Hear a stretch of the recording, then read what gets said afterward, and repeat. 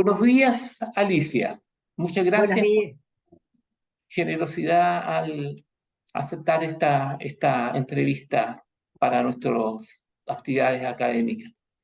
Les presento a Alicia Stolkiner, una muy destacada académica argentina, profesora titular de la UBA, con una larga trayectoria en lo que se llamaba la Cátedra de Salud Mental y Salud Pública y Salud Mental, se sigue llamando así, fundada por ella, construida por ella, una cátedra que buscaba expresar, digamos, en el programa docente, en las actividades docentes para los estudiantes de psicología de la UBA, la trayectoria múltiple de Alicia, que por una parte es una psicóloga clínica de formación psicodinámica, por otra parte es una salubrista que ha militado activamente en el espacio de la salud colectiva y ha sido directiva de ALAMES, la Asociación Latinoamericana de Medicina Social, que además ha incursionado problematizando el tema de la gestión sanitaria y de las instituciones de salud y que ha realizado una actividad académica en el ámbito amplio de Argentina, la Argentina de la capital, la Argentina de las provincias. Ha estado involucrada también con la Universidad de Lanús en sus programas de salud mental comunitaria y también ha colaborado internacionalmente ampliamente. Es una persona muy reconocida y que me comentaba en algún momento, ¿no es cierto?, esta curiosidad de que habiendo escrito muchas cosas, me comentaba ella que el tema de la interdisciplinariedad, que lo escribió como textos muy cortos para una revista hace muchos años, es como un total bestseller, digamos, de su trabajo. Alicia también publicó recientemente un muy valioso libro que recopila sus trabajos principales y que se los recomendaré a todos ustedes porque ahí está concentrado y organizado un material de mucha experiencia y muchos años. Bueno, Alicia, esta conversación a la que te invité versa sobre el concepto de, ¿no es cierto?, de herramientas e intervenciones en salud mental comunitaria o salud y psiquiatría comunitaria, un título de un curso obligatorio del Magíster de Salud Mental de la Escuela de Salud Pública de la Universidad de Chile, curso obligatorio del segundo semestre. En nuestra propia evolución como trabajadores de la salud mental y como académicos, hemos ido problematizando lo que estas simples palabras dicen, no dicen, debieran decir, porque cuestionarlas ilumina mucho del campo. No digo más que eso porque ya lo hemos conversado y te cedo la palabra. Eh, si en algún momento quiero que puedas enfatizar algo, te voy a interrumpir si eso es posible. Totalmente. O sea, puede ser, preferiría que fuese como un diálogo, digamos, ¿no? Creo que Claro, puede ser más interesante esto. Un perfecto. Entonces, diálogo, preguntas, intercambio. perfecto. Entonces, Bueno, con esa antes, provocación, parto. bueno, antes que nada, aunque demorado porque esto no está en vivo, sino que lo van a ver en diferido, saludo a todos los asistentes y las asistentes de este curso y me da mucho gusto estarlo compartiendo y agradezco mucho la invitación. Eh, Vamos a empezar por algunas aclaraciones de términos y cómo yo los utilizo para llegar a esta cuestión de intervenciones y herramientas, ¿no? Pero antes vamos a empezar por la caracterización de cómo definimos lo que es salud mental. Yo lo he afirmado, lo he dicho en más de una oportunidad, yo no defino salud mental como un tipo particular de salud, como un recorte que uno puede hacer de una parte de ese objeto, como diría Naomar de Almeida Filo, de ese objeto complejo que es salud, sino que defino salud mental como un campo de prácticas sociales. En este punto estoy incorporando la categoría prácticas sociales. El libro que mencionaba Rafael recientemente se llama Prácticas en Salud Mental, porque así se inauguró mis publicaciones académicas se inauguraron hace muchos años con un artículo en una revista colombiana que se llamaba Prácticas en Salud Mental. El término prácticas refiere no solamente a las acciones que se realizan, sino al contenido de sentido teórico, ideológico, discursivo que hay en estas acciones que se realizan. Es un término del terreno del pensamiento de lo social y que yo aplico en este caso a salud mental, ahora sí definida como un campo. Quiere decir, utilizo el término campo en el sentido que lo utiliza Bourdieu. ¿Sí? En realidad, salud mental es un subcampo dentro del campo de la salud y tiene una cierta especificidad, ¿sí? En el punto en que sus actores, sus agentes, diría Bourdieu, ¿no es cierto? Y su hábitus, que uno podría decir, el conjunto de discursos, el conjunto de nociones, el conjunto de teorías, etcétera, ¿no es cierto? Tienen una cierta especificidad que lo definen, pero el campo de la salud mental como tal nació en Occidente, por lo menos, como forma de respuesta a partir de la mitad de la Segunda Guerra Mundial, de la mitad del siglo pasado, o sea, del final de la Segunda Guerra Mundial, como forma de respuesta a lo que había sido el modelo hegemónico, prácticamente único, de planteamiento de el modelo hegemónico prácticamente único de planteamiento de respuesta social, política, institucional a la problemática de la locura. Acá me voy a detener para decirles una cosa. Locura es una categoría social. ¿Sí? No quiere decir que yo contraponga esto a la psicopatología, a los cuadros psicopatológicos, etc. Sino que la locura es una categoría social porque es un lugar que se asigna en una determinada sociedad a una persona con determinadas características. ¿Sí? Una persona puede tener un cuadro psicopatológico y no estar considerada loca. Howard Hughes, creo, el millonario, tenía una cantidad de síntomas que en una persona, quizás en otra persona, hubieran determinado una internación, pero en él se consideraban extravagancias. Tiene que ver con el lugar social que se ocupa. Entonces, esta forma particular de respuesta a la locura de la modernidad, que nace claramente con la psiquiatría en la Revolución Francesa, ustedes ya lo deben haber visto, es el modelo asilar manicomial, cuya esencia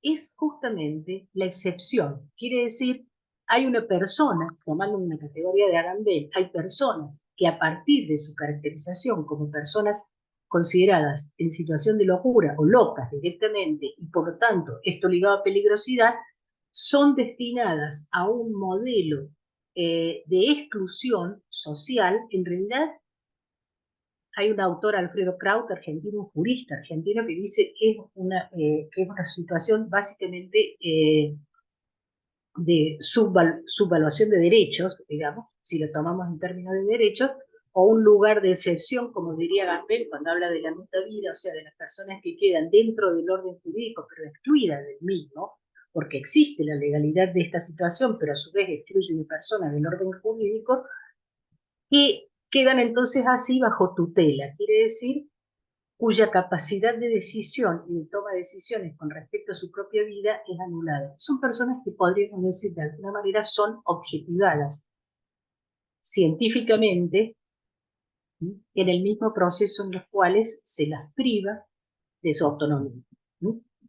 Entonces, a partir de a mediados de la Segunda Guerra Mundial, se produce una respuesta novedosa a este tipo de problemática que consiste en transformar o revolucionar este modelo. Emiliano Galende nos dice, Emiliano Galende, colega argentino, probablemente quizás también han visto, dice que los motivos por los cuales se produce este surgimiento del campo de la salud mental como alternativa o modernización del modelo asilar manicomial, los elementos que confluyen en esto a partir de la Segunda Guerra o a finales de la Segunda Guerra son, por un lado, una nueva enunciación, una ampliación de la enunciación de derechos y una pugna, una serie de movimientos que tienden a ampliar derechos para algunos grupos que estaban excluidos de ellos, los movimientos anticoloniales, los movimientos contra la discriminación racial en Estados Unidos, a la aparición de los movimientos feministas, etc. Esta ampliación de derechos va a incorporarse también va a incorporarse también en la idea de la asistencia en el campo de lo que hasta ese momento era el modelo auxiliar manicomial. Un segundo elemento va a ser la aparición de el desarrollo de la psicofarmacología, que para bien o para mal termina brindando brinda una herramienta de control de la sintomatología que hasta ese momento aparecía como sin otra respuesta muchas veces que la contención misma física o corporal de las personas, y finalmente la aparición de los estados sociales o de bienestar. Y es acá donde uno ve que la configuración del campo de la salud mental ya está fuertemente ligada a los modelos de gestión no solo salud, sino estatal. Esta aparición de los estados sociales o de bienestar en los países europeos en su reconstrucción de la posguerra, ¿sí?, viene acompañada, como lo muestra el sistema de salud inglés, de la aparición de sistemas de salud accesibles para el conjunto de la población, sistemas prestadores de salud. Ahora vamos a pasar a la definición de eso. Sistemas prestadores de salud como el Sistema Nacional de Salud inglés, un modelo, un sistema de atención que por primera vez establecía en un país occidental capitalista en la época del mundo bipolar un sistema de ingreso gratuito para la población, universal para el conjunto de la población y con financiación estatal. Pero además había otros modelos, como los modelos de aseguramiento, seguridad social, etcétera, de seguridad social, pero de cualquier manera, todas estas características de todos estos estados, así llamados de bienestar, que son los modelos keynesianos que se empiezan a desarrollar a partir de la gran crisis del 30, es que consideran, es la aparición de lo que se llaman derechos sociales, entre ellos el derecho a la salud. ¿Sí? Y la idea de brindar un sistema de salud al conjunto de la población. Entre esto, este conjunto de situaciones va a dar lugar al nacimiento de lo que nosotros llamamos las políticas de salud mental. Ahora me detengo acá con respecto a qué llamamos un sistema de salud. Y voy a tomar del pensamiento de salud colectiva de Brasil, básicamente, una diferencia entre lo que es un sistema de salud y un sistema prestador de servicios de salud. Porque el sistema de salud no es únicamente los hospitales, los centros de salud, los servicios médicos, los laboratorios, etcétera, etcétera. Un sistema de salud incluye también todas las prácticas de cuidado de la salud que se desarrollan en el conjunto de la población, la forma en que la gente piensa y vive alrededor de las problemáticas de salud mental o como le quieren llamar. ¿Sí? Dentro de ello, el sistema prestador de servicios de salud es ese sistema formal estructurado que interactúa también con lo que la población piensa. ¿Sí? Con la población piensa, practica, insiste. Hay un autor, un antropólogo de la salud, Eduardo Menéndez, que introduce tempranamente la lógica, lo que él llama el concepto de autoatención en salud, y que de alguna manera descentra el cuidado de la salud, de donde nosotros lo tenemos puesto, que es pensando en los hospitales en primer lugar, luego en los centros de salud, etcétera, los médicos, el personal de salud, lo descentra y dice las principales prácticas en salud suceden en la comunidad y básicamente tienen una ejecución dentro de los hogares. Estas prácticas son las prácticas de autocuidado. Dice, por ejemplo, ¿cuál es el primer diagnóstico de cualquier enfermedad? ¿El que realiza el médico, el hospital, el centro de salud? No, el primer diagnóstico es el que se realiza fuera de los sistemas de salud cuando se toma la decisión del sistema prestador de servicios de salud de consultar porque se supone que hay algo que amerita una consulta. ¿A dónde se realizan la mayor parte de los tratamientos? En los hogares y en las vidas cotidianas de las personas. ¿A dónde se realizan o se acompañan las problemáticas crónicas? En los hogares y a dónde suceden la mayor cantidad de actos relacionados con los procesos de salud, enfermedad y atención, cuidado, efectivamente suceden alrededor, en las comunidades y en los hogares. ¿Sí?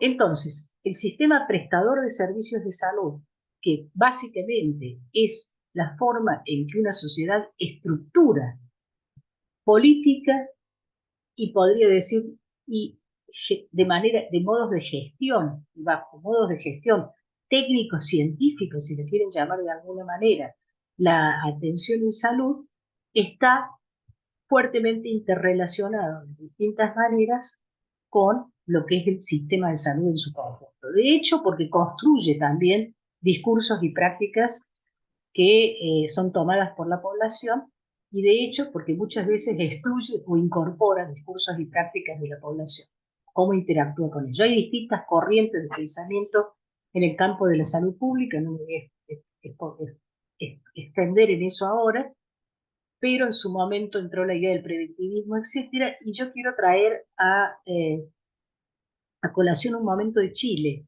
¿sí?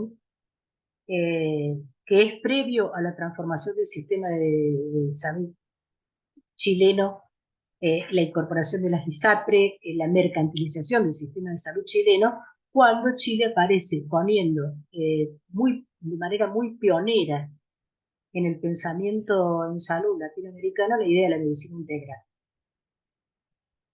¿Por qué traje lo de la medicina integral? Porque entonces yo suelo decir que no existe una salud mental, sino que los que trabajamos de salud mental trabajamos en un subcampo de prácticas dentro del sistema de salud cuyo éxito sería su desaparición. Y no porque tuvieran que desaparecer los psicólogos y las psicólogas, los y las psiquiatras, que todos son muy necesarios, todos los profesionales, la enfermería, etcétera, que trabajan en este campo, sino porque tendríamos que poder integrarnos en el conjunto de las prácticas en salud, porque lo que nosotros hacemos no es básicamente, nosotras y nosotras hacemos, no es básicamente trabajar con las enfermedades mentales, sino trabajar con la dimensión del sufrimiento psíquico que está contenida en los procesos integrales de salud, enfermedad, atención, cuidado. ¿Esto significa tirar la borda por la psicopatología? No, pero la psicopatología no es la única explicación, la psicopatología individual no es la única explicación de los procesos de salud, enfermedad, atención, cuidado. O sea, recientemente un paciente en una sesión clínica narraba una semana de su vida que había transcurrido desde la sesión anterior, en la cual había habido muchas buenas situaciones, digamos, cosas que había podido resolver bien, etc. Dice, sin embargo, dice, el domingo tuve un momento de angustia muy importante. Dice, tuve un momento de angustia muy importante pensando en mis nietos. Entonces, cuando le pregunto qué le pasó, estaba viendo una serie de programas, un programa donde una serie de investigadores planteaban la cuestión de la crisis del calentamiento global y el problema climático. Justo en el momento en que además, en esta ciudad en la cual vivimos, habíamos atravesado una semana en la cual tuvimos días de 1 grado o 2 grados bajo cero y días de 22 grados en la misma semana. Es una semana rarísima, rarísima en términos de cómo uno tenía que enfrentar la situación climática de cada día. Y ese nivel de angustia que se desarrolló en ese momento no puede ser reducido a un cuadro psicopatológico, pero no deja de ser, por ejemplo, cuando estuve el lunes pasado, experiencia de la cual voy a hablar, trabajando con los talleristas que han estado trabajando en talleres con estudiantes secundarios de la provincia de Buenos Aires, por los cuales han pasado casi 50.000 estudiantes jóvenes, no deja de ser, sin embargo, una de las problemáticas que esa generación que tiene de 13 a 18 años, tiene como dificultad para construir una idea de futuro. Entonces ahí no estamos hablando de psicopatología. No obstante, estamos hablando de sufrimiento psíquico, que puede articular o no con un cuadro psicopatológico específico. ¿No? No vamos a trabajar, la ley de salud mental de la Argentina no trabaja con la categoría enfermedad mental, sino que trabaja con la categoría sufrimiento psíquico. ¿Por qué?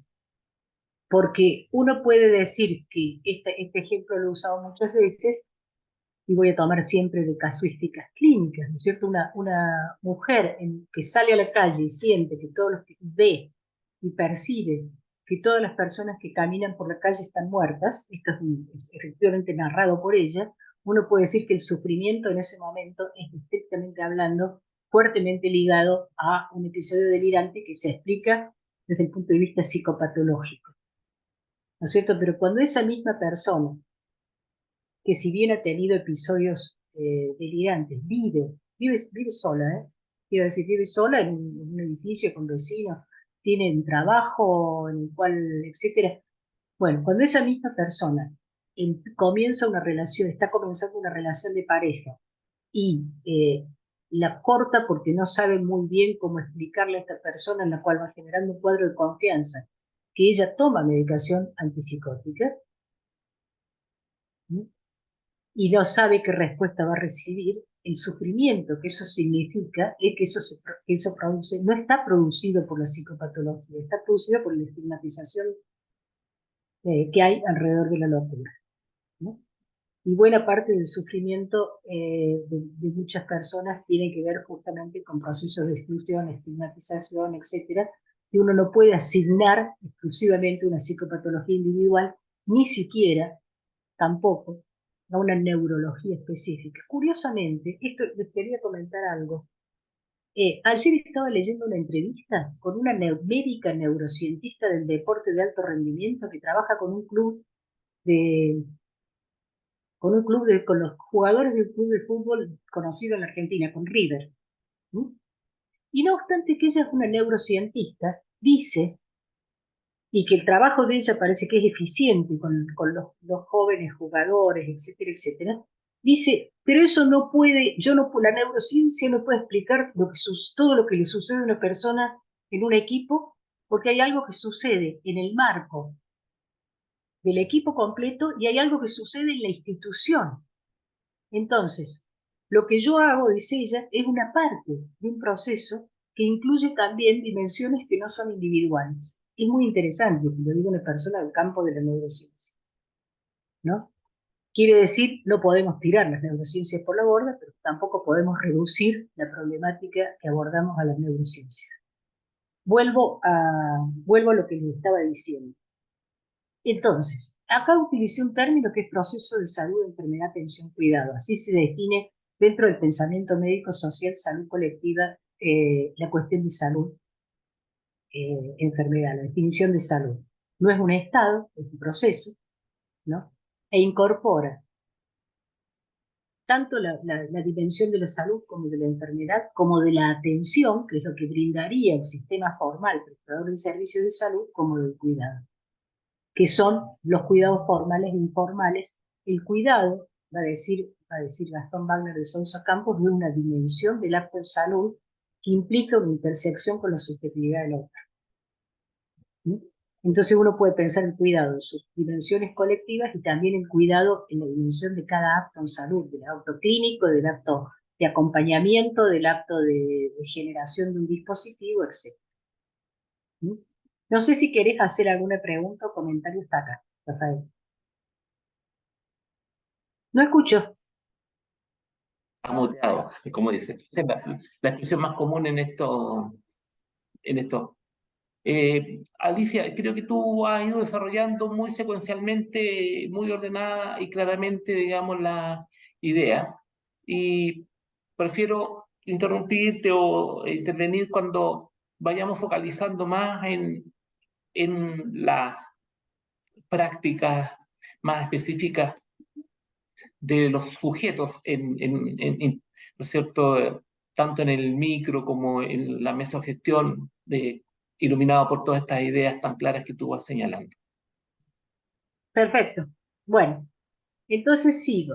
Entonces ahora ya he trabajado la diferenciación entre qué es lo que conceptualizo como salud mental, qué es lo que conceptualizo como sistema de atención en salud, sistema de prestación sistema prestador de servicios de salud, la salud mental como un campo de prácticas sociales y también la definición del proceso de salud, enfermedad, atención, cuidado que refiere lo anterior. ¿Sí? Ahora me voy a detener bastante más en lo que es el sistema prestador de servicios de salud y en su dimensión de salud mental. ¿Mm? Entonces, cuando nacen las políticas de salud mental, nacen acompañadas de algunas corrientes de pensamiento que nos llegan hasta el nombre de este curso. Por ejemplo, la psiquiatría comunitaria, que después va a devenir también existe la psicología comunitaria, yo diría las prácticas de salud mental comunitaria, ¿sí? Que son necesariamente interdisciplinarias porque estamos en presencia de un objeto altamente complejo. Y estas prácticas de salud mental comunitarias, ¿sí? El nombre comunitarias desplaza el eje, ¿sí? Desplaza el eje en un doble sentido de la palabra. Una, el concepto de prácticas en salud mental, ¿no? Comunitarias, implica casi diría una desterritorialización del espacio central de tarea de las prácticas de prestación del servicio prestador de servicios del sistema prestador de servicios de salud. ¿Sí? O sea, nosotros estamos acostumbrados a pensar en sistemas hospitalocéntricos. ¿Sí? Estamos pensados, más aún, utilizamos el término niveles de complejidad para pensar que el sistema de salud, el sistema prestador de servicios de salud, tiene complejidades cada vez mayores. Y estas complejidades cada vez mayores nosotros las definimos por especialidad y por tecnología. Sin embargo, yo suelo decir que el mayor nivel de complejidad del sistema de prestador de servicios de salud está en el primer nivel de atención.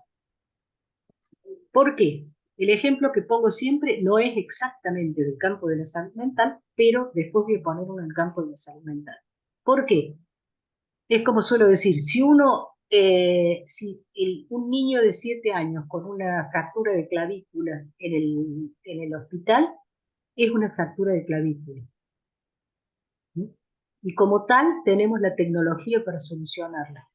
En el primer nivel de atención, si esa fractura de clavícula coincidió con que además hay rastros de que ese niño padece violencia intradoméstica, por decirlo así, entonces estamos en presencia de un problema de altísimo nivel de complejidad que implica intervenciones que van desde el terreno de lo subjetivo, de lo psicológico, hasta el terreno de lo jurídico y de lo legal, pasando por el terreno digamos, de lo social.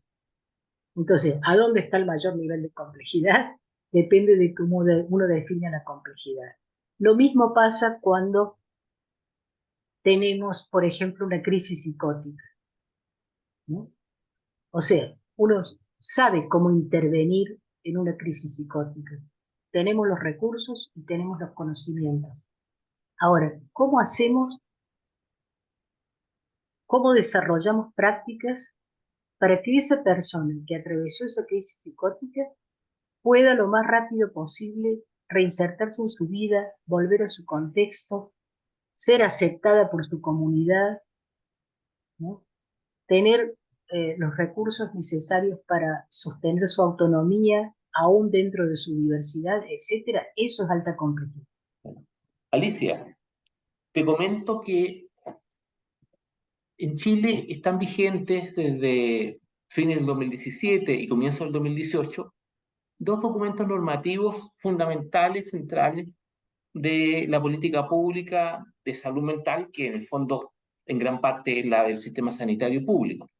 Uno de ellos es el Plan Nacional de Salud Mental 2017-2025 y otro es el modelo de gestión de la red temática de salud mental en la red general de salud.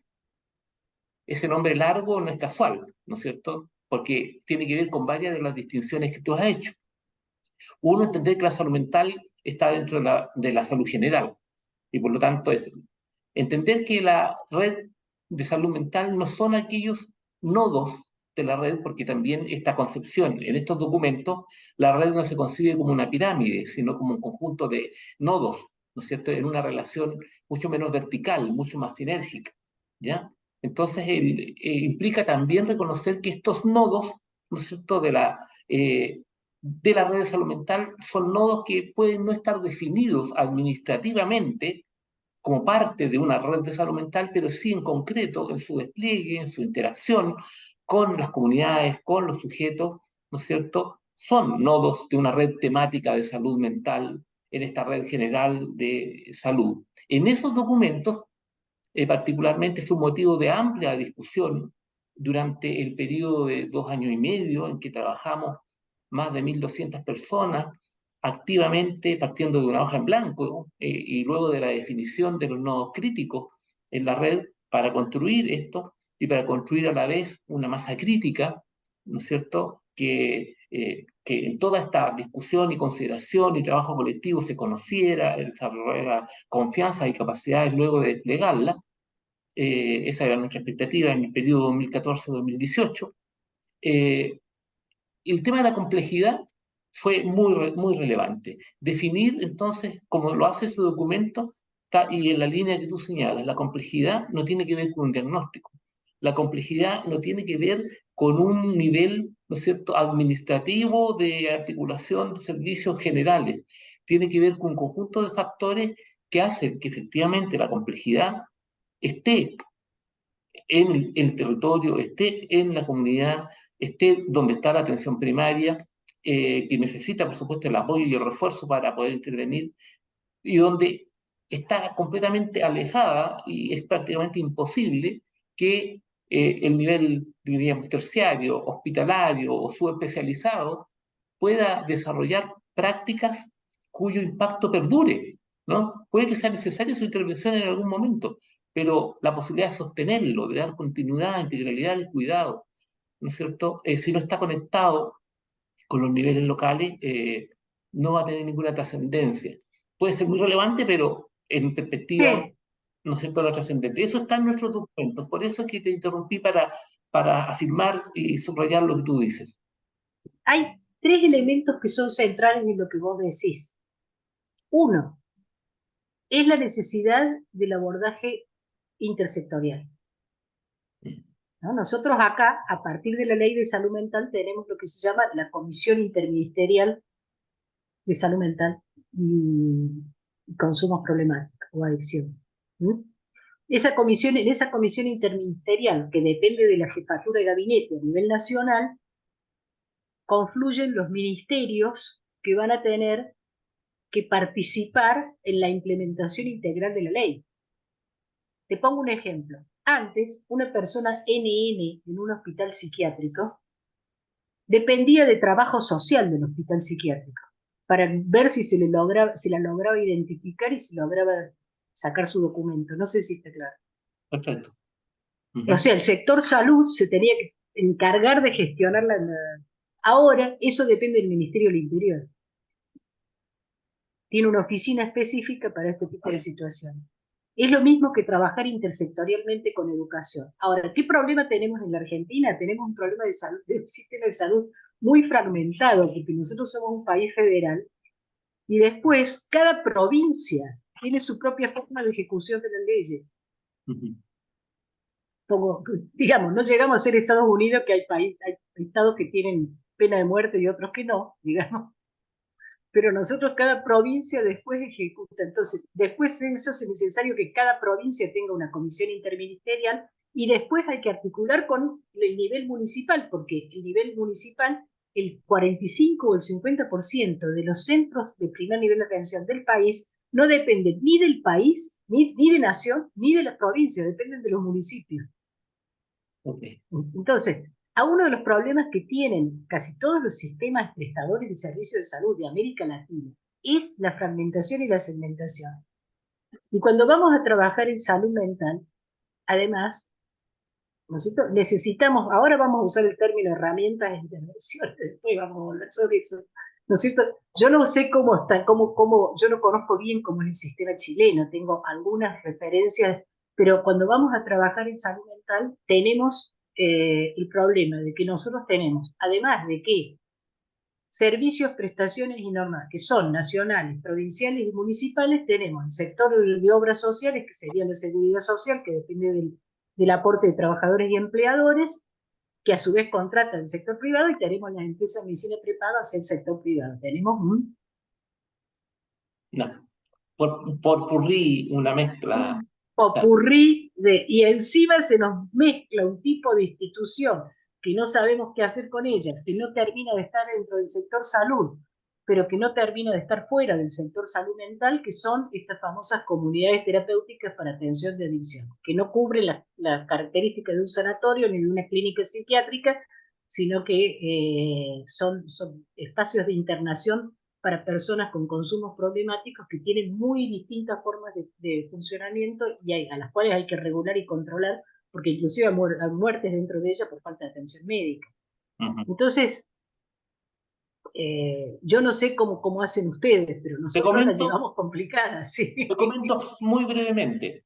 Bueno, en Chile tenemos el sistema público de salud que se financia a través del Fondo Nacional de Salud, con aportes públicos y también de los afiliados que tienen niveles de renta más alta dentro de ese grupo y que atiende a aproximadamente el 80% de la población, 70 y tanto, y el porcentaje de mayores ingresos en general está afiliado a las ISAPRE, que tú mencionaste antes, que son, en la práctica son seguros de salud, que hoy día todas las ISAPRE grandes del país, excepto una que es de la Cámara Chilena de la Construcción, han sido compradas por empresas de seguro europeas y norteamericanas, que venden Claro. seguros de salud. Esta era la idea desde los 70 cuando se les empezó. O sea, la idea era que las grandes corporaciones internacionales pudieran comprar, mejor dicho, transformar en sistemas de seguro, de aseguramiento individual, Claro, esa, casi todos claro, los sistemas de salud, y una vez que tuvieran como aseguramiento individual, las aseguradoras nacionales serían compradas por las internacionales. Eso está planeado ya, está en claro. el No de hay, invertir en salud del 93 ya está directamente perfecto. explicitado. Ahora, a diferencia de Argentina, no hay gran protagonismo de obras sociales, digamos, existen algunos sectores, las Fuerzas Armadas tienen un tipo de salud propia, la salud vinculada al trabajo, pero estrictamente lo vinculado al trabajo tiene un área que Sí, son como mutuales, las AFJP acá claro, también, sí. pero no existe ese sector tan prolífico, digamos, de las obras sociales.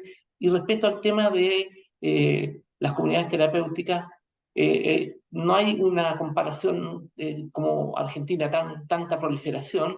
Se han desarrollado muchas por compra de servicios también del Estado a través del SENDA, porque en Chile, Así han crecido acá muchas de ellas. claro, Por porque la en época en Chile, que perdón, perdóname que te diga una época, en una época en que el consumo estaba penalizado, ya, ¿no? Entonces detenían a un joven que tenía un cigarrillo de marihuana, por ejemplo, y le daban la opción de la cárcel o la comunidad terapéutica. Y esa comunidad terapéutica estaba financiada muchas veces por el Estado.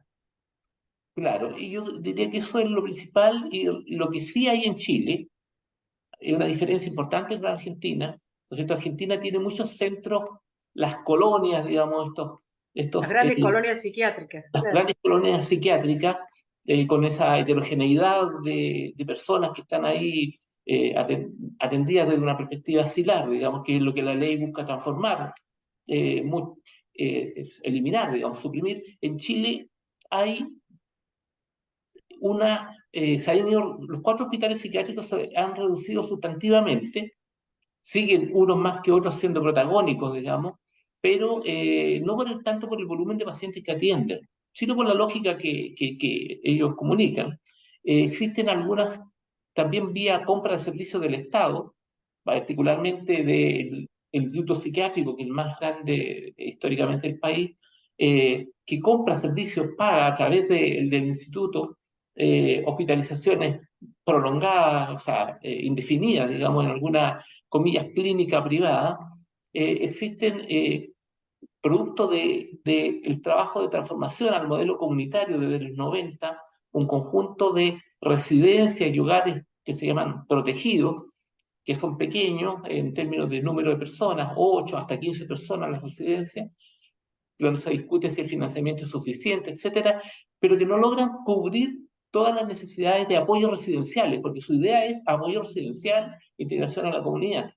Y Claro. entonces existe un, una gran variedad de instituciones privadas pequeñas, algunas llamadas clínicas neurológicas, otras llamadas hogares de ancianos o residencias, o algunas llamadas de cualquier manera pensiones, donde están institucionalizadas muchas personas, la mayoría de ellas pobres o de nivel medio bajo, que residen ahí, ¿no es cierto?, en condiciones de una institucionalización de mayor o menor severidad, pero sin estar integrados realmente a la comunidad, y que además no existe ni siquiera un censo, porque no son una categoría que el sistema sanitario reconozca, cense e inspeccione, tampoco son parte del sistema de apoyos sociales del Estado.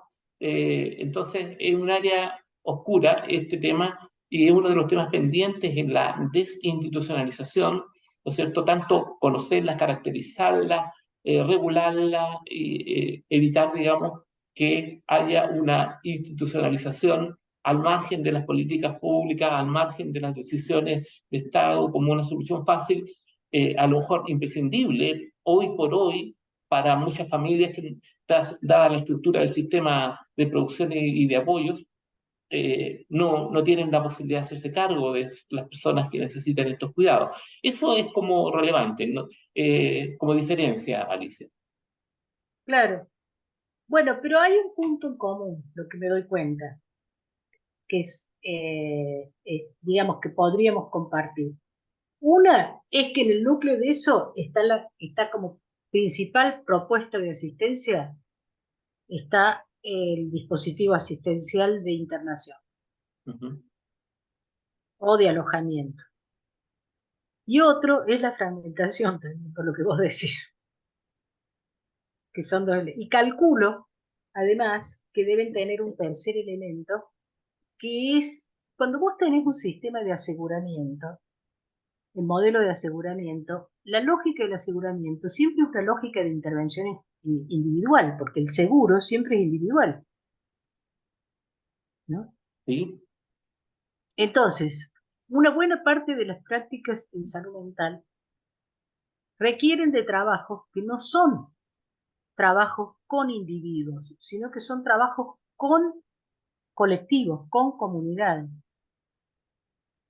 con instituciones. ¿Sí? Entonces, si vos tenés un seguro de salud y tu hijo tiene un problema, una problemática escolar, lo más probable es que si ese seguro de salud es bueno y te cubre la consulta, el seguro te cubra una consulta psicológica o psicopedagógica y una asistencia individual psicológica o psicopedagógica. ¿No? Pero no sé si el seguro va a intervenir en una situación escolar donde una parte de la problemática es el bullying. Claro. ¿Está claro? Ujú. Entonces vamos a terminar cargando en un diagnóstico psicopatológico de un niño o niña algo que en realidad es una problemática colectiva. Hace muchos años, o que por lo menos amerita una intervención colectiva, nosotros tenemos un problema muy serio acá, como en todos los otros países, de sobrediagnóstico de los niños y niñas en edad escolar. ¿Sí? Hace unos cuantos años me tocó revisar una tesis de un colega, una tesis que estaba bien hecha, debo decir, y acá vamos a hablar de las herramientas, entre otras cosas. Me tocó revisar una tesis justamente de un colega chileno, una tesis de doctorado, ¿no? En esa tesis, él había aplicado en escuelas, fue hace bastantes años, ¿no? Había aplicado en escuelas primarias de Santiago de Chile una herramienta de diagnóstico de problemáticas psicológicas y de aprendizaje en niños y niñas en edad escolar que adaptaba a partir de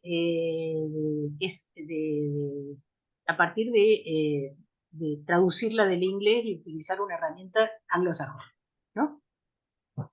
La característica de esta herramienta era que era una detección de signos y síntomas a partir de una encuesta que se le realizaba a las madres, ¿no? Y a las maestras. Y se diagnosticaba a partir de la encuesta. Esto es lo que se llama una herramienta de screening epidemiológico. O sea, está utilizada para aplicar rápidamente a gran cantidad de población para hacer un estudio epidemiológico de población, ¿no? Entonces yo cuando revisé la tesis, que estaba bien metodológicamente, era correcta, le pregunto a partir de leer la herramienta, escúchame, este niño, ¿no? X, al cual la madre responde que, la maestra responde que tiene conductas hipersexualizadas, etcétera, etcétera.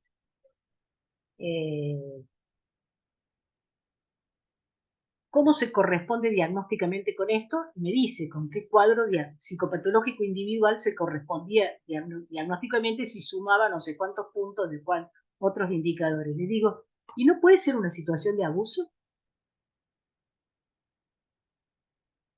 Digo, este niño que se duerme en clase, que no atiende, qué sé yo, ¿puede ser que esté atravesando una situación de, por ejemplo, de malnutrición? ¿O que trabaje? Le digo, la herramienta va a detectar malnutrición, abuso, trabajo infantil, violencia dentro del hogar. ¿La herramienta detecta esas cosas? No, me dice, tenés razón, lo transforma en psicopatología individual. ¿Está claro? Y de ahí se deriva, en general, la medicación.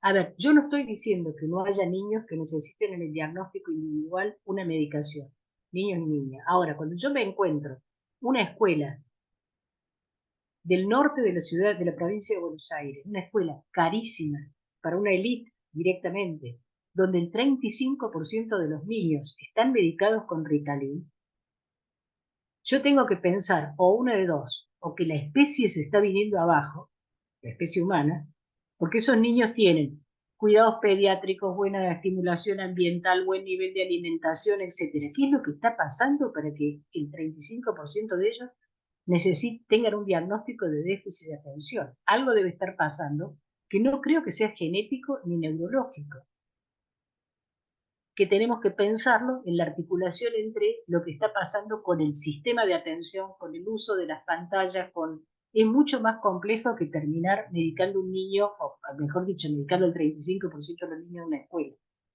Ese es el problema. Cuando vos tenés un sistema de salud cuya respuesta está dirigida al individuo, es muy fácil que esto termine psicopatologizando problemas que tienen que ser pensados comunitariamente.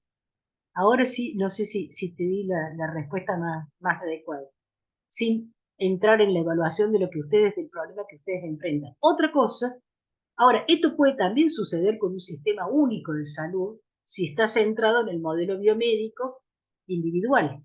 ¿Mm?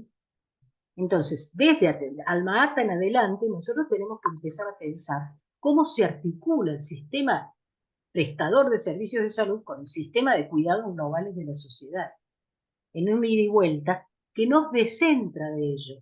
Ahora voy a la palabra, ahí utilicé la palabra herramienta para trabajar sobre esta temática específica de, por ejemplo, herramientas de diagnóstico de población. Cuando se diagnostica una población, se diagnostica individuo por individuo. ¿Es una población o es en realidad un colectivo? No es lo mismo diagnosticar una población que un colectivo. Hasta una neurocientista te dice que el desempeño de un jugador individual dentro del equipo no se explica solo por su individualidad. Claro. En el mismo sentido que tú comentas esta situación de esta tesis, eh, hace muy pocos días, eh, el diario El Mercurio, en su sección de tecnología, hizo una nota, una periodista, que la tituló Especialistas proponen que a todos los adultos en Chile les realicen un test sobre los trastornos de ansiedad. Dice, ayuda a entregar tratamientos oportunos, es el subtítulo.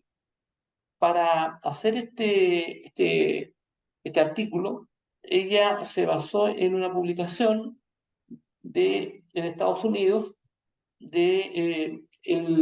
hecha por un equipo de trabajo de servicios preventivos de los Estados Unidos, que habría recomendado un screening, un botamizaje, ¿no es cierto?, de los trastornos de ansiedad en todos los adultos menores de 65 años. ¿Ya? Y esto publicado en el JAMA, ¿no? Y que dice, por ejemplo, los trastornos de ansiedad se caracterizan por un miedo desproporcionado y constante ante acontecimientos cotidianos, etcétera, etcétera, ¿no es cierto? Este grupo, que es un grupo voluntario de expertos estadounidenses en prevención de enfermedades y medicina basada en la evidencia, concluyó que el tamizaje de estos trastornos, cuando se da a controles rutinarios de salud, tiene un beneficio evidente en los menores de 65 años. Y desarrollan, digamos, esta idea. Ahora, la periodista hizo una serie de entrevistas acá y, bueno, él me entrevistó y yo le di una perspectiva crítica. O sea, le dije que si bien un buen instrumento de tamizaje permitiría individualizar a personas que estuviesen manifestando sintomatología que nos apuntara a algún riesgo en salud mental, expresado como síntomas ansiosos, había que ponerlo en el contexto y había que tener, ¿no es cierto?, absolutamente previsión de lo que es su uso en un contexto de medicalización, ¿no es cierto?, y de medicamentación y de reduccionismo biomédico. Ahora, y ella algo de eso anotó, soy el único más disidente en ese pequeño artículo, pero muestra un poco lo que tú señalas. Y lo que se ha llamado también, ¿no es cierto?, el uso, o sea, esto claramente pasar haciendo una serie de, ¿no es cierto?, de saltos eh, al vacío, desde en lo que es individualizar a personas que están sufriendo sintomatología, ¿no es cierto?, hasta dar un salto y convertir esa sintomatología en un cuadro que apunta a los síntomas apuntan a una nosología, hacer un diagnóstico, medicalizarlo ya con el diagnóstico, ¿no es cierto?, y medicamentarlo, e incluso podríamos decir que Claro, hasta las intervenciones pero además, psicológicas, hasta la intervención psicológica en ese contexto están medicalizadas, ¿no es cierto? claro, bueno, lo que pasa es de que, bueno, cuando vos individualizás, hay un texto, yo publiqué hace muchísimos años, esto fue a principios de la década del 90, un trabajo que se llama Tiempos posmodernos, procesos de ajuste salud mental, ¿no? En ese trabajo, que está en el libro que vos mencionas, yo cito una autora que en algún momento participó de ALAMES, de la Asociación Latinoamericana, que se llama Magdalena Echeverría, investigadora de salud y trabajo. ¿Mm? De Chile, ¿Qué? de Y Chile, sigue trabajando. ¿Qué?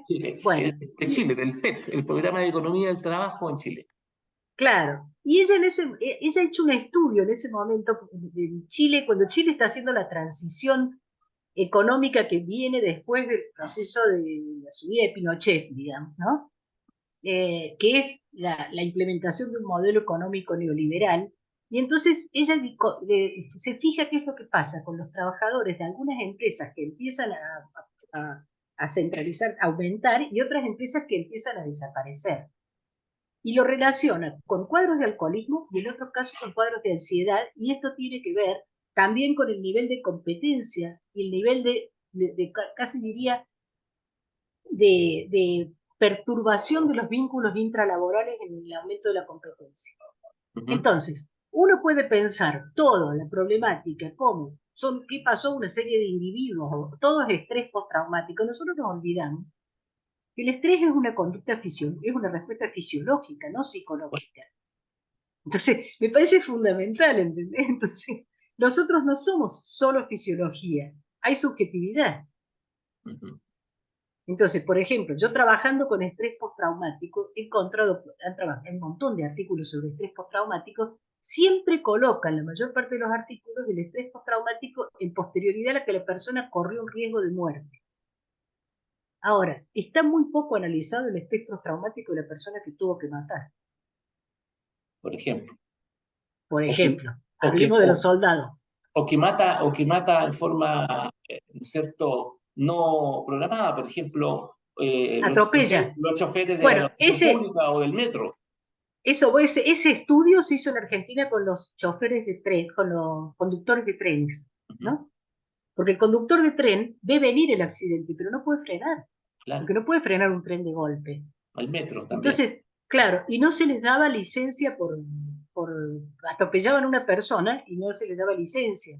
Al día siguiente tenían que seguir conduciendo, como si no fuera traumático el atropellamiento. Bueno, ese estudio está hecho, ¿no? Ahora, el sentido de lo traumático está hecho y lo pudieron probar, pero hubo que hacer una investigación para probar que a una persona le resultaba traumático, no que casi la atropellen, sino que atropellar a otro. Y eso es ideológico. Ahora, yo no cuestiono la existencia de un cuadro que se llama estrés traumático, pero no podés explicar individualmente eso cuando aumenta la ansiedad en el conjunto de la población. Y lo que ha pasado primero, son episodios traumáticos colectivos, estamos atravesando, que hemos atravesado todo, caso pandemia, por ejemplo, una alteración. Por eso nosotros utilizamos mucho para pensar la problemática de salud mental, la articulación entre lo económico, lo institucional y la vida cotidiana. Esa es y pensarlo en distintos niveles de análisis, ¿no?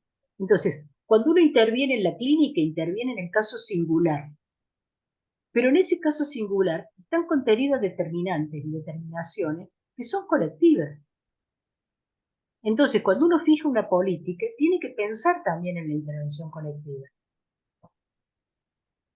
Y esta intervención colectiva no es una intervención sobre los individuos, a veces es una intervención directamente, justamente con discursos, con prácticas que son con prácticas sociales, con instituciones, ¿no? Ahora vamos a la palabra intervención, ¿no? En administración, intervención es el máximo nivel de decisión.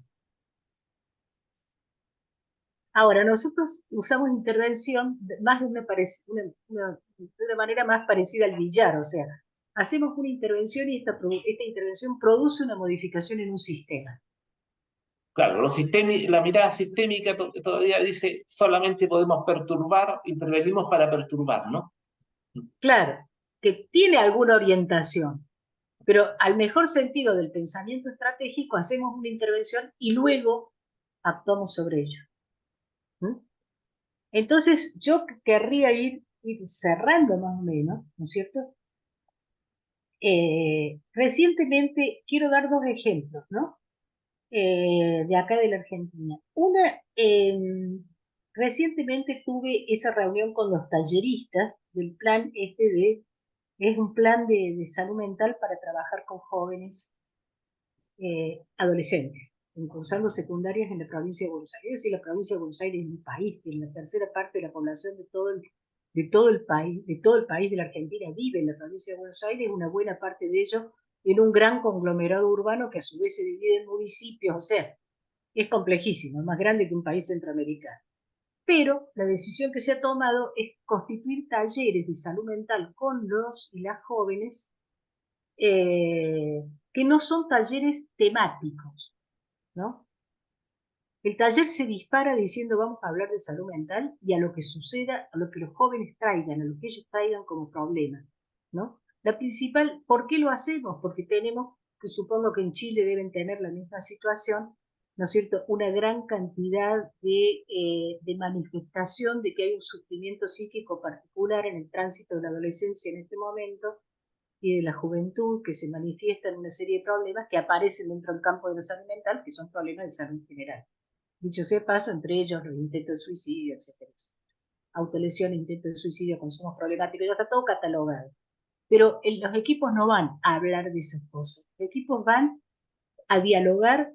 Hay un consejo nacional, un consejo consultivo honorario de jóvenes en el Ministerio de Salud de la Nación, que estuve en algunas reuniones de ellos y ellas, y lo que plantean es nosotros no solo queremos ser escuchados, queremos ser parte de diálogo, queremos dialogar.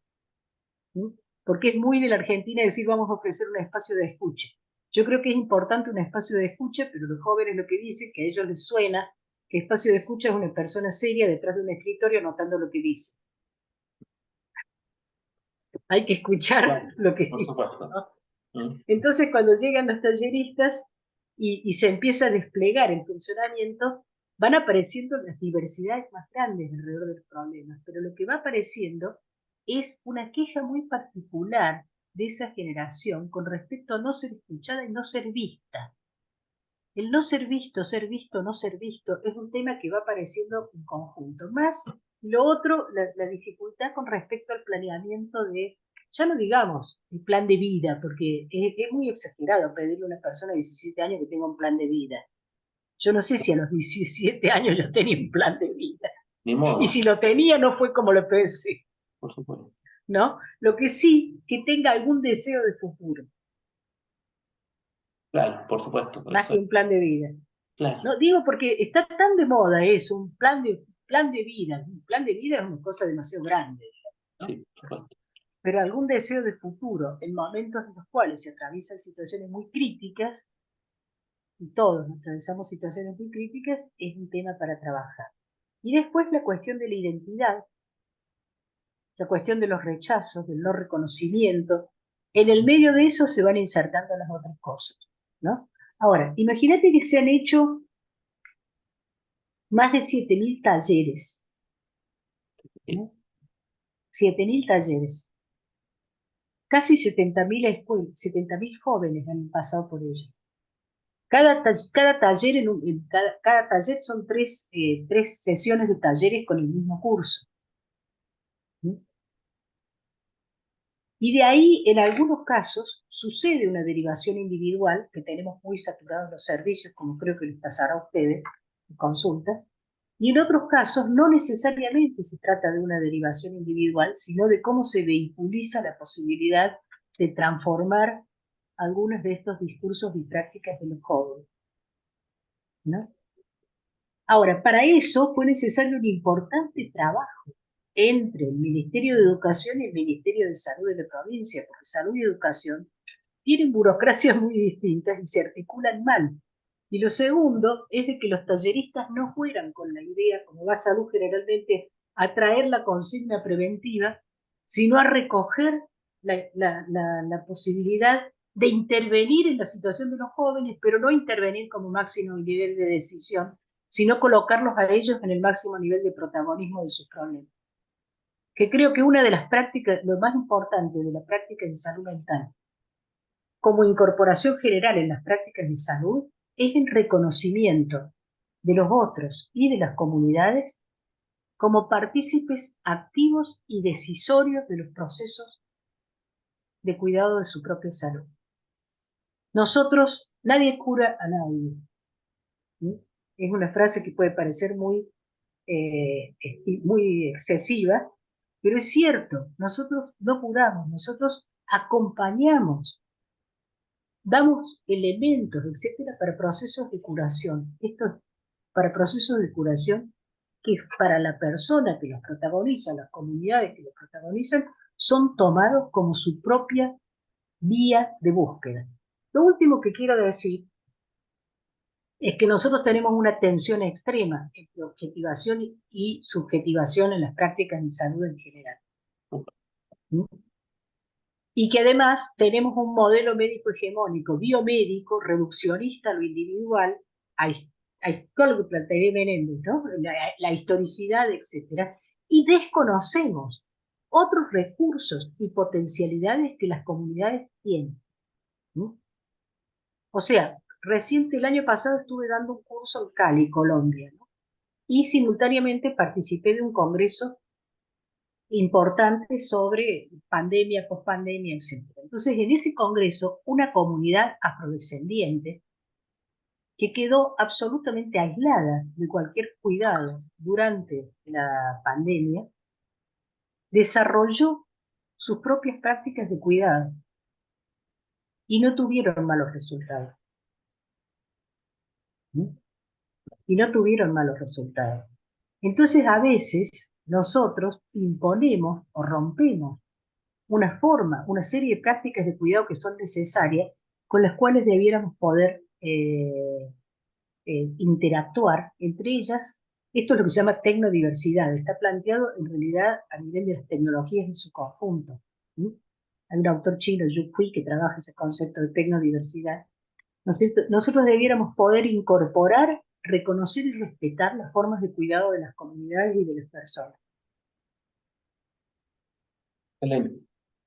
Eso es muy difícil, por otro lado, cuando se mercantiliza el sistema de salud, se protocoliza la práctica médica, ¿no es cierto? Alguna vez alguien dijo alguna vez que una maestra es una antropóloga, Matallán se llama, que una maestra es un trabajador intelectual interferido, porque quiere que enseñe a pensar, pero no la dejan pensar a ella porque protocolizan toda la práctica. Bueno, Claro. desde el lado de los modelos de aseguramiento es necesario el protocolo, porque hay que poder cuantificar cuánto se paga por cada servicio, etcétera, etcétera, etcétera, etcétera, ¿no? Entonces hay una mecanización y protocolización de la práctica en salud que va borrando esa dimensión intersubjetiva de la práctica en salud y en salud mental, obviamente, para transformar al médico, al psicólogo, a la enfermera, etcétera, al ejecutor de tecnologías prefijadas donde desaparece el caso por caso en la atención. El otro día me explicaba, y esto tiene que ver también con maximizar el rendimiento, a veces con cosas que son disparatadas. Por ejemplo, para maximizar la rentabilidad, bajar el tiempo de atención de cada consulta. El otro día me comentaban de un sector, de un servicio, de una clínica, sanatorio privado acá, que ha puesto por protocolo a los oncólogos 10 minutos por consulta. Quiere decir que en 10 minutos un oncólogo tiene que decirle a una persona que tiene un cáncer de pulmón. Estamos hablando de salud mental, claro, no estamos hablando. Esto es una problemática de salud mental. Lo manda al psiquiatra después, seguro. Después lo manda al psiquiatra. Entonces lo que se ahorró, los 10 minutos que se ahorraron. ¿Por qué? Porque ahí hay un error. Yo suelo decir, cuando el Fordismo fracasó en la industria, lo mandaron a la salud. Es un error de creer que la consulta permite medir el producto. Por supuesto. La consulta es una herramienta, ahí tenemos la palabra herramienta, de trabajo en salud. La consulta es el lugar donde debe suceder el acto de salud. Ahora, si uno la limita a 5 minutos, como dirían los pediatras en la época de bronquiolitis, no levantes la vista que te habla la madre, ¿no es cierto? Lo que uno hace es pulverizar el acto de salud. El resultado termina siendo catastrófico, la gente no sigue los tratamientos, aumentan los juicios por mala praxis, no hacen los estudios posteriores y encima sale más caro, porque lo que vos decís es cierto, esa persona a quien el oncólogo le tiró el diagnóstico por la cabeza termina en una consulta psiquiátrica. O incluso se la prescribe de inmediato, digamos, o sea, se saca Sí, el tema. sí, vaya y hable Veces, con el psiquiatra, claro. y muchas Ahora, veces ¿cuál es el problema? ¿Cuál es el problema? Que además el profesional que tiene que hacer eso en 10 minutos es dañado subjetivamente por hacer eso en 10 minutos. Esa es la famosa despersonalización del burnout que termina trasladándose a la vida privada de las personas que trabajan en salud, cuando permanentemente tienen que enfrentar situaciones en las cuales para implicarse subjetivamente no tienen ni el tiempo ni las condiciones necesarias. Entonces, lo que termina dañado también es la salud mental del personal de salud. por supuesto. ¿Mm? Bueno, Alicia, muchísimas gracias. Ha sido muy, como diríamos en el campo chileno, enjundiosa esta conversación contigo. Te la agradezco una vez más. Va a dar mucho material para discutir en nuestro curso. Has hecho Bueno, distinciones fundamentales. Te lo agradezco mucho, que estés muy bien y nos estamos viendo. Tengo que darte saludos. Voy a cortar la cámara y te doy algunos saludos muy